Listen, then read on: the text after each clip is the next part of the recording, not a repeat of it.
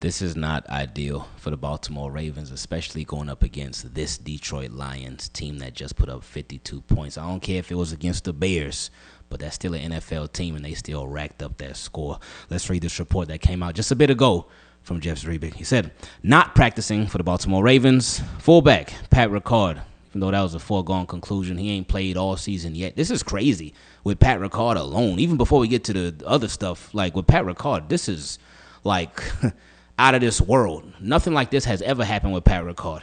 But continuing, he said, Nnamdi Madubuike, he still didn't practice, and neither did Kyle Van Noy. He said, looks like the Ravens will have to face a Lions team that put up 51 last week without their two most accomplished pass rushers in Kyle Van Noy and Nnamdi Madubuike. That's a big blow for the Baltimore Ravens. It was already going to need to be a big game from Travis Jones, but now his role got that much more significant. Broderick Washington's role just got that much more significant. John Jenkins, his role just got that much more significant.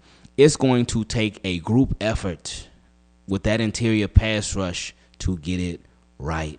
As far as our edge guys, we talked about it earlier this week with Kyle Van Noy expected to be out for a little bit. Odafe Away, been quiet from Odafe Away these first couple of weeks. I know sometimes it takes a little bit to get it going, which that's cool. I get it.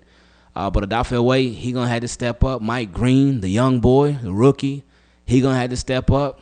Tavius Robinson, he been doing his thing, but same goes for him too. But David Ajabo, now he'll finally be active on game. Well, he's expected to be active on game day. I would assume that he will be. So with whatever opportunities he gets, you supposed to be a first-round pick back then? All right, show it. All of these boys, man, they got a lot to prove this Monday night against them Detroit Lions. Ravens on defense, they're going to be a little short-staffed, a little short-handed. But still, you got to run it up, man. Still no excuses. No excuses at all. This, again, it's not ideal. It's not the situation that we would like to go into the Detroit Lions game with, but they're going to have to still get it done. Now, one thing that somebody did bring out, I want to say it was my guy Mark JG, but somebody brought out, they asked, why do you think Harbaugh hasn't been fired yet? And they brought out one of the reasons why they think Harbaugh has not been fired yet was because even when the Baltimore Ravens, they have a lot of injuries amongst their teams, they are still in these games. So okay, that's something right there. Now, I know you could be like, oh, well, that could be a Lamar Jackson stack. Lamar Jackson is just, he accounts for so much. That he does. We know he certainly does. But even remember when the Ravens had Tyler Huntley as starting quarterback, and they would still be in all of those games. They were like, never get blown out. Remember even in 2015 when Joe Flacco went out, and yeah, I don't even remember who they had at quarterback then, but they would be right there in a lot of the games, man. They would be. So I guess that's a part of it. But I thought that was a very, very interesting point.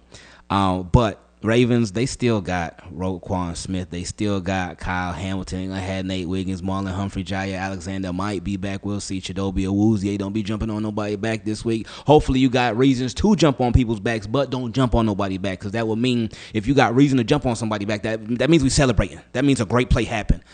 But don't jump on nobody back. Don't just get them a hug, embrace them, show them some love. Don't jump on nobody though. Not this week, my friend. But no, seriously, man. Ravens, they should still have more than enough to get the job done, even though they will be missing some key guys. How did I let this signing slip through the cracks? My apologies, y'all. I'll try and be better. But if you recall, a couple of years ago, our guy Tyler Linderbaum, our starting center of the Baltimore Ravens, first-round draft pick, he was down with injury. So we were all wondering who's going to step up to the plate, who is going to fill the shoes of our guy Linder Flinder. But there was only one man for the job. There was one guy who was doubted by many, especially Bears fans, when the Baltimore Ravens initially back back then signed Sam Mustipher, so many Bears fans were saying, oh, he's so bad, he's so terrible. And they will continue to show us this one highlight play where he missed a block. And it just didn't look like he knew what was going on. But I was like, hey, we ain't tripping off of one bad play. What about the body of work? But Sam Mustipher not only stepped into the role to take over for Tyler Linderbaum for those 2 games, but he excelled and he surpassed any expectations that we had for him. He did such an amazing job. And Sam Mustipher, he's made his way around the league just a little bit, but now he's officially back home. The Baltimore Ravens signed him to the practice squad. And the reason that they signed him to the practice squad is because Nick Samac, who was a backup center for the Baltimore Ravens, he was actually taken from us by the Carolina Panthers. They stole our guy Nick Samac. So we said, you know what, Sam, welcome back to the squad. And he's familiar with the area because he's actually from Owings Mills. So when they go to practice, he's going to be right at home. But again, this is a smart move because you always got to stay ready so you ain't got to get ready. And somebody that's been a part of this Baltimore Ravens team before, somebody that's filled in for Tyler Linderbaum before, we don't expect him to have to do that again. But just in case, this was a smart move by Baltimore. So now we made it to my favorite part of the videos where we get to hear from you. Send an email to teamkeepitclean@gmail.com, or if you want to show the channel a little extra love and support, you can go to patreon.com/Ingravenvids and become a Team Keep It Clean patron and send your question in a DM on there. Now, this is the official cutoff for any questions that will be featured in this week's videos. Any other questions that you send in won't be featured until after the Detroit Lions game. I still love y'all, but it's officially cut off for this week. Now, let's get into the first question that came from my guy, Trevion. He said, way to bounce back. The game from Sunday shows what the Ravens can do to any team. It may not be 30-point blowouts to every team, but to more competitive teams, they can win by 2 scores. They can. Will they? Only time will tell. They had a 2-score lead on the Buffalo Bills, but we remember what happened with that one. But they did have a 2-score lead against the Browns, and we know what has happened in previous games, but they held on to it and added to it as well. So good job, Ravens. Let's continue that. He said, even though the run game got shut down by the Browns defense, the pass game opened up. The touchdowns from Wallace, Tez Walker, and DeAndre Hopkins shows how many underrated receivers we really have. I can't believe people still call Hopkins washed. Oh, they do. And they will. They still will, but it's up to him and Lamar and just everybody to show that he's not. And so far, so good. He said he had 3 hardest catches in his first 2 NFL games this season, not just for the Ravens, but for the entire league. And although Mark Andrews and Zaire Mitchell-Payton dropped touchdowns, it still shows Lamar trusts every receiver on the team. That's a really good point. Oof, that really hurt my heart just reading that over again because that just brought back those plays to mind. Perfect passes and imperfect drops, but it happens. It's NFL. He said, I can't say that about every other quarterback. Defensively, I'm still not convinced about the pass rush that is there because Joe Flacco doesn't scramble like Josh Allen and Mahomes does. Nate Wiggins, I agree. I'm with you 1,000,000% right there. He said Nate Wiggins and Roquan showed out. I'm not sure if you knew this, but before the game, Hall of Fame and 2-time Super Bowl winning Ray Lewis got into Roquan's ear before this Browns game. Oh, yeah, we all done seen a clip. And that, yeah. Can we have him out there every single week? Please. Like, all the team keep it clean. If we all chip in $1 each, then we might be able to make it happen. Get him on the Ravens payroll. Anyway, he said, hopefully, we can see this defense get more stops and stay off of the field so we can see the offense not even fully healthy. I don't know how you get these questions out so fast, but what made you start this channel? Oh, man, okay, so you hit a detour right there. So we're talking about the Ravens, and whew, yeah, that swerve, but it's cool, man. But, yeah, we need Ray Lewis out there all the time. We don't get a lot of these questions out fast. Sometimes we do, sometimes we don't, but it's a lot. It's a whole lot. Especially after a loss. After that Bills game, our inbox flooded. After the Browns game, everybody was a lot more chill. It was a lot more relaxed this week. It was a lot more like, oh, everybody, everything's good.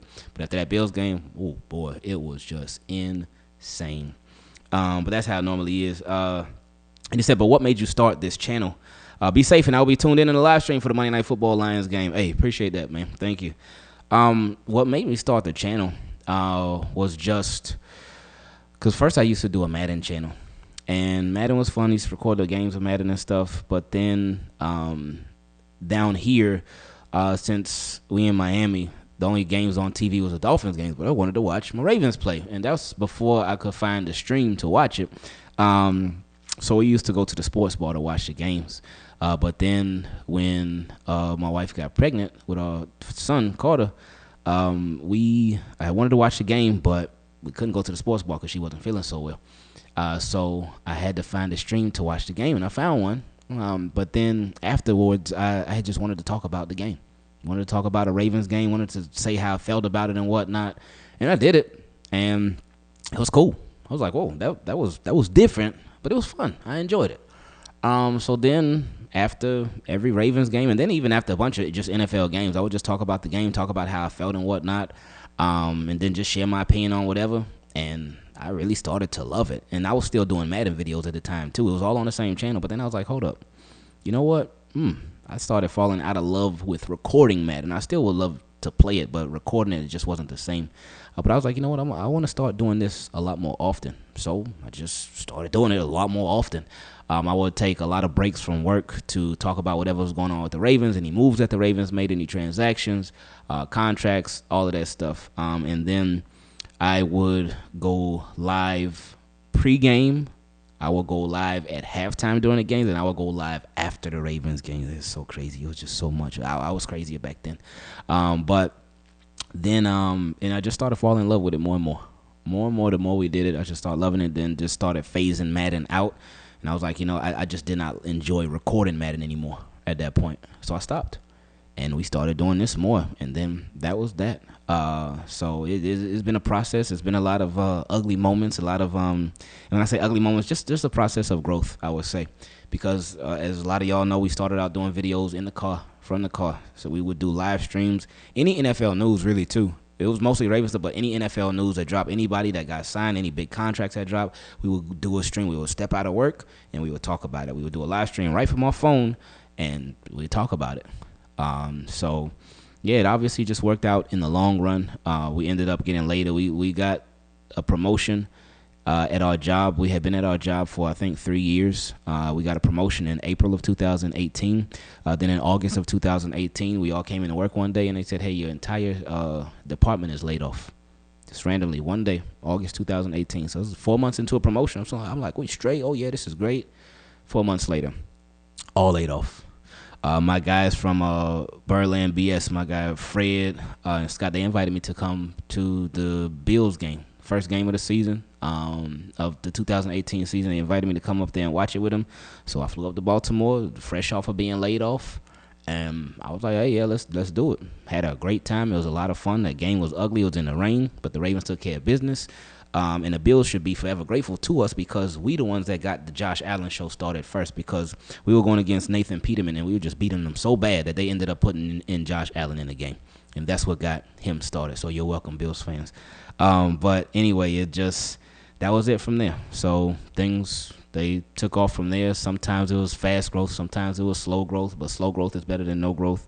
And it's been a process ever since. We always still trying to look for ways to improve the channel, trying to make things better for us, better for you all who are the viewers, just so y'all can enjoy it, just so we can enjoy it more, just so y'all can enjoy it more, because it goes both ways. So that's that. That's why I started the channel. As far as this part of the videos with questions from y'all, I started that because I would see on so many different websites when people were talking about Ravens, I would see different forums and stuff, different things where people were posting comments and people would want to share their opinion, but it could be so easy that other people would tear them down for sharing their opinions, and they'd be like, oh, that's stupid, that doesn't make sense, or you dumb, or you this, or you that. And I'm just like, people don't deserve that, man. People should be able to say something that they want to say about their favorite football team without the fear of being torn down. And there are a lot of times when I would be saying somebody's question, whoever question it might be, and there would people tearing me down. Throughout the years, there have been so much stuff said about me, my family, just people calling me all type of everything. Every single thing you can think of, people have called me that and more throughout for as long as we've been doing this. They really have. And it's been crazy because we don't bother nobody.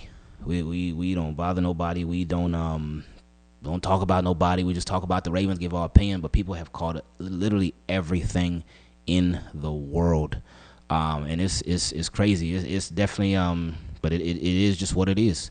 That's just part of doing this. But I definitely I did mind it, but it was like, oh, people are people. What can you do? I can't do nothing to control anybody else. I can only control myself, and that's it. People gonna say what they're gonna say, regardless of what you do. People always gonna talk, whether they talk positive about you, whether they talk negative about you. People are gonna talk. So it is what it is. But that would always be disappointing to see stuff like that, to see the crazy stuff that people would say about us. But it just is what it is. But like really with the questions, because I know a lot of questions that we would get over the years. Some may be a little outlandish than others and whatnot. And people will be like, oh, why are you even giving that person a platform? What a stupid question. Why would somebody even ask that? It's so dumb. Let people ask that question. That's it. And it's like, if it bothers you that much, it shouldn't bother you that much. It really shouldn't. It's a question. Some people would drop hypothetical questions. Some people would drop more realistic questions. It's just quite, and that's it. But I just wanted it to be a place where people could ask whatever they wanted to ask about the Ravens, about NFL in general. And they ain't got to worry about, oh, you're stupid. You ain't got to worry about all that. And the channel was also created so people, because there's so many problems that happen on a day-to-day basis in everybody's life. There's so many issues that people deal with all the time, whether health issues, mental issues, just issues in life, whether it be at work, with family, with friends, with anything. And I wanted the channel to be a place where if you're watching a video for 10 minutes, 15 minutes, however long the video is, that you just get a break from all that. You just get to chill for a little bit. You ain't got to worry about, oh, this going on. No, you're just chilling. We're talking about Ravens football. Oh, man, this has happened. No, we just relaxing, talking about Ravens football, and that's it. That was my biggest thing for the channel, and that's still always going to be a goal for this channel. Whoever comes across the channel, whoever watches the channel, wherever you're from, whatever your knowledge is about football too, that's a big thing for me as well. I never want people to feel like I can't watch it, or since I don't know as much as somebody else, then I can't be a part of the channel. I can't send in the question. No, man. If you know a lot, great. If you don't know so much like me, because I don't know that much, great. It's fine. It don't matter. Just have fun. That's it. I just wanted people to be able to come here, have fun.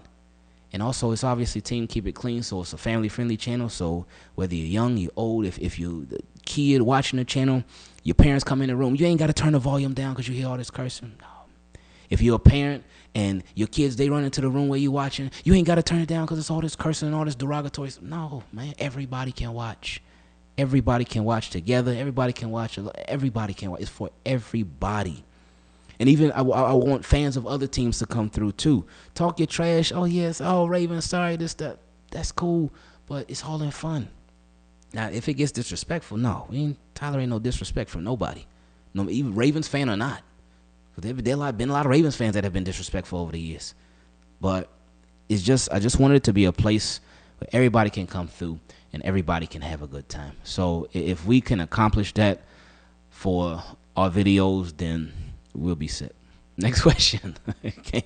Oh boy. Real quick before we get to the next question, tomorrow's video is a little bit long. It's gonna go for a little minute because we started going off. I guess I just been in tangent mode recently, but just know that I appreciate y'all. I really do. I appreciate all these questions that y'all send in. I appreciate y'all asking even personal questions too. I appreciate y'all a lot. Y'all have done so much for me, for my family. Y'all just been super supportive. Y'all just come through all the time. So just thank you. Just know that I appreciate y'all. Seriously. Next question came from my guy JDub. He said, "What's up, Ingraven? What's up, JDub?" He said, "Hope you and the family are doing well. What a big win this past Sunday against the Browns. I was unable to watch the whole game as me and the family were on vacation, but now feeling relieved that the Ravens came out with the win." Oh, that boy was on vacation. Where'd you go, JDub? What'd y'all do? But I hope wherever y'all went, y'all had a good time. Sounds like you did. And the Ravens win made it even better because you don't want to come back from vacation, with the family. I had a good time. And then you look at the Ravens. Oh, what Ravens do? Oh, boy. But it's better when you come back from vacation, you had a good time with the family. What Ravens do? Oh, yeah, let's go. That make it even better, man. Anyway, continuing. He said, now the biggest concern is this offensive line. Do you think that John Harbaugh or Todd Monken will bench? Well, it's not Todd Monken's call. It would be John Harbaugh. But he said, do you think they will bench Falele and Andrew Voorhees after the performances they just had the last 2 weeks, sooner or later? Like when John Harbaugh and Zach Orr benched Marcus Williams and Eddie Jackson. Such a tough question. My initial answer would be no. My immediate answer would be no. After I think about it for a little bit and just really gather my thoughts, it would be no. If they didn't bench Daniel Falele last year, I don't see it happening this year either.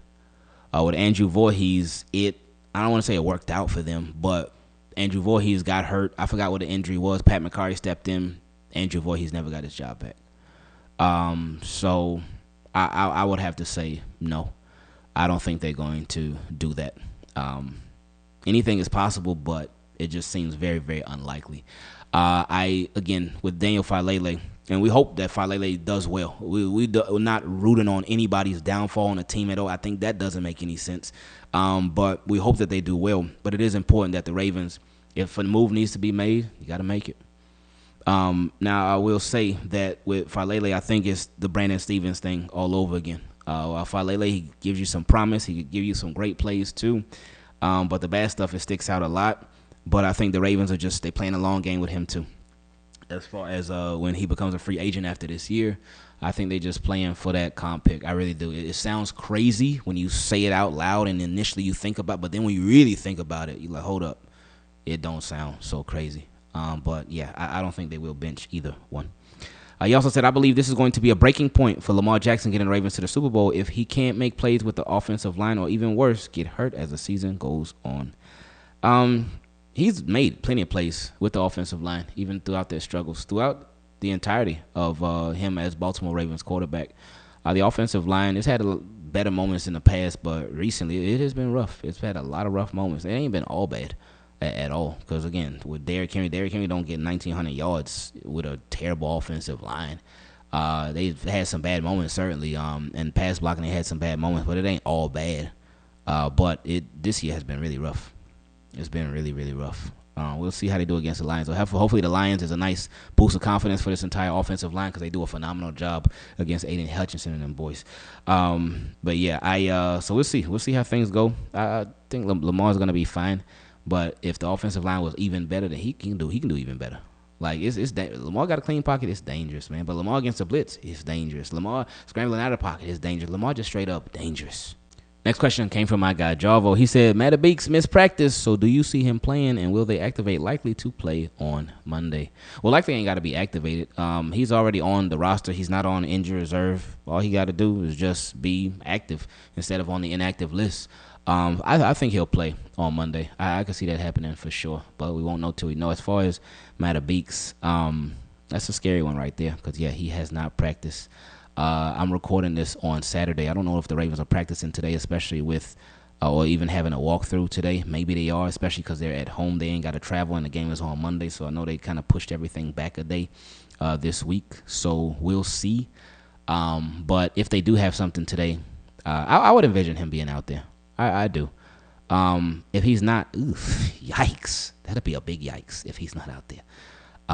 But maybe we could get Desmond Watson. No, we can't get him. Buck's been talking to him. He still got to get in physical shape. I was about to say Desmond Watson, but we'll see. That's a nervous one right there. That first I was nervous about Nate Wiggins, but he returned. So hopefully it'll be the same thing with Madubuike. Next question came from my guy, Emmanuel. He said, what's your score prediction for this Ravens and Lions game? He said, I got the Ravens winning 35-30. I say 38-20, Baltimore Ravens. Now, Ravens, if y'all want to blow them out and beat them by even more scores and score even more and have them score even less, by all means, go for it. Go for it. I don't see this game being a blowout like the past couple ones have been. It's a really good Lions team, really good offense. I hope it's a blowout. I would love that. But I just don't see it like that. Now, Ravens, hey, I don't mind being proven wrong for something like no problem. You want to prove me wrong? Have at it. Go for it. But anyway, he said he sees Lamar Jackson having at least 300 yards passing and 80 yards rushing. Oh, you think he about to take off on that ground? Okay. He said, and 3 passing touchdowns. He said, also, how do you feel about DeAndre Hopkins so far? Because he's been impressing me. Oh, yeah, I mean, from when we got DeAndre Hopkins, I love that move. DeAndre Hopkins is somebody I always wanted on this Baltimore Ravens team. Him and Jadeveon Clowney, those have been two of my favorite players who are not Baltimore Ravens. And when they came to the Ravens, they just showed that they belonged here. So I wish we would have got Jadeveon Clowney too, but it is what it is. I see here he's still missing Baltimore because he's wearing number 42. In Baltimore, he wore number 24, so he did it on purpose. He gave us a little shout out. Anyway, he said, what's your suggestion about changes on the offensive line? Because every time we go against a team with a dominant defensive player, they struggle. He said, just hope for the best. I mean, I wouldn't mind them making a switch, trying out Ben Cleveland. Well, again, what's the worst that could happen? What's the worst that could happen if you have him come in there? Try out Corey Bullock, too. You could try Ben Cleveland on the right, Corey Bullock at left guard. Hey, what's the worst that could happen? Or you could do one of those things where you did it years ago where you rotated the offensive line just to test out, see how it was. Actually, no. I didn't like that. You just got to stick to somebody. So I would try out Ben Cleveland, though. I would. But that's tricky because it's like a big game like this. Do you throw them out there now? Be like, all right, Ben Cleveland, go. All right, Corey Bullock, go. Or do you wait till maybe a not so big game? But well, it's the offensive line, so you want to protect Lamar, so you can't wait to protect your quarterback. So I would try that. I would have tried it out in practice first, but then tried it out in the game. But I would have, if they tried it out in practice, I would have had Chad Steele tell the reporters, don't report on our offensive line. Don't say anything about our offensive line. Keep that under wraps. Our offensive line, the one that we're going out there with in practice, it needs to remain private. I would have had Chad Steele tell all of them that so they don't let the word get out. So that'd be me. That's what I would try. He said, I'll give you an example. Even though we blew out the Browns, and in that first half, they had me worried a little bit because they had like 3 sacks in the first half. I think Myles Garrett was responsible for all 3. The Ravens' offensive line had no answer for that dude. That scares me because Detroit and Kansas City have 2 of the most dominant defensive players in the league. And if we struggle against Cleveland defensive line, they're going to have their work cut out for them, especially in these next 2 games. That's a very, very good point because, yeah, they do. Chris Jones with the Chiefs, Hutchinson with the Lions, and I know I'm missing more people too on both teams. But yeah, it's but that's what dominant defensive linemen do. They give offensive lines issues. They give them problems. That's what they get paid the big money to do. So it's important that our big guys up front that on that offensive line, they handle their business.